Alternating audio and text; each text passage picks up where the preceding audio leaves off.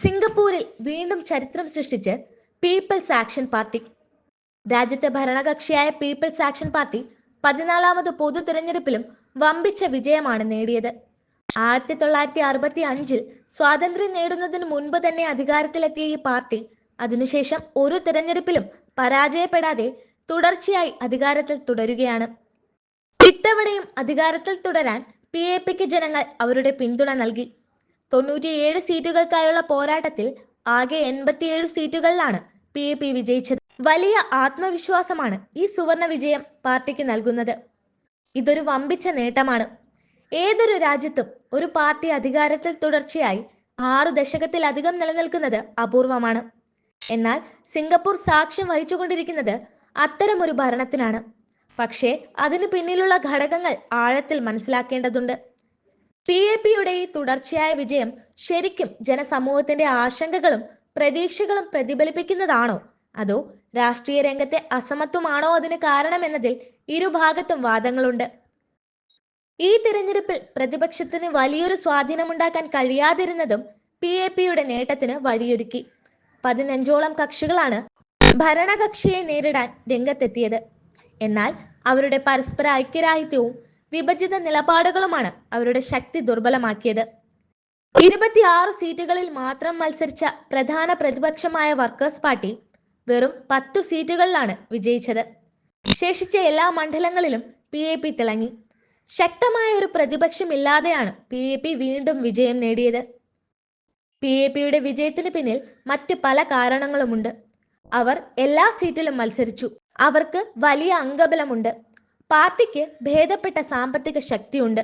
ഒരു തെരഞ്ഞെടുപ്പിന്റെ വിജയത്തിന് ആവശ്യമായ എല്ലാ ഘടകങ്ങളും PAPക്കുണ്ട്. അംഗങ്ങൾ, പണം, പ്രചാരണശേഷി, സംഘടനാ സംവിധാനങ്ങൾ. അതിനു പുറമെ സിംഗപ്പൂരിന്റെ വളർച്ചയുടെ കഥയും ജനങ്ങളുടെ മനസ്സിൽ PAPയുമായി ചേർന്ന് നിലകൊള്ളുന്നതാണ്. ഒരിക്കൽ ഒരു തുറമുഖ നഗരമായിരുന്ന സിംഗപ്പൂർ ഇന്ന് ആഗോള സാമ്പത്തിക വ്യാപാരത്തിന്റെയും സേവന മേഖലകളുടെയും കേന്ദ്രമായി മാറിയിരിക്കുന്നു. ഈ മാറ്റത്തിന് PAP നേതൃത്വം നൽകിയെന്ന വിശ്വാസം മുതിർന്ന വോട്ടർമാരിൽ ശക്തമാണ്. എങ്കിലും എല്ലാ വോട്ടർമാരും അതേ വിധത്തിൽ ചിന്തിക്കുന്നവരല്ല. യുവാക്കളും ആദ്യമായി വോട്ട് ചെയ്ത് തുടങ്ങിയവരും മാറ്റം ആഗ്രഹിക്കുന്നതിന്റെ സൂചനകളുമുണ്ട്.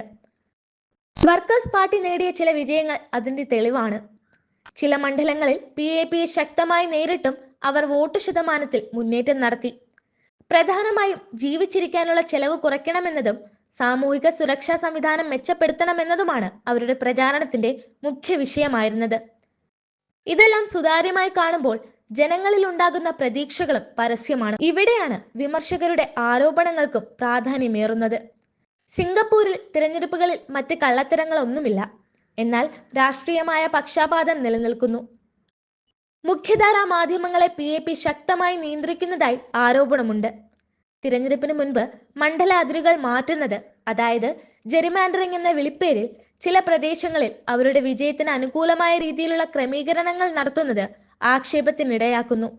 ഇത് പ്രതിപക്ഷത്തിന് വലിയ തിരിച്ചടിയാകുന്നു. വിലവർധന, തൊഴിലിലെ സുരക്ഷയില്ലായ്മ, ആഗോള വിപണിയിലെ അനിശ്ചിതത്വങ്ങൾ, ഇതൊക്കെയാണ് ഈ തിരഞ്ഞെടുപ്പിന്റെ പശ്ചാത്തലത്തിൽ നിലകൊണ്ട പ്രധാന പ്രശ്നങ്ങൾ. പ്രധാനമന്ത്രിയായി മാറിയിരിക്കുന്ന ലോറൻസ് വോങ് ആഗോള സാമ്പത്തിക അനിശ്ചിതത്വത്തെ ചൂണ്ടിക്കാട്ടി സിംഗപ്പൂരിന് പരീക്ഷണങ്ങളല്ല പരിചയമാണ് വേണ്ടതെന്ന സന്ദേശം നൽകി. അതിന്റെ പ്രഭാവം വോട്ടർമാരിലും പ്രകടമായി. പലർക്കും പരിചിതമായതും വിശ്വസിക്കാവുന്നതുമായ നേതൃത്വമാണ് ഭരണത്തിൽ എത്തേണ്ടതെന്ന് തോന്നി. അതിനാൽ ഒരു പരിധിവരെ ജനങ്ങൾ സ്ഥിരതയെ തിരഞ്ഞെടുക്കാമെന്ന് ചിന്തിച്ചതിന്റെ ഫലമായാണ് പീപ്പിൾസ് ആക്ഷൻ പാർട്ടി വീണ്ടും അധികാരത്തിലെത്തുകയും ലോറൻസ് വോങ് രാജ്യത്തിന്റെ പുതിയ പ്രധാനമന്ത്രിയായി തീരുകയും ചെയ്തത്.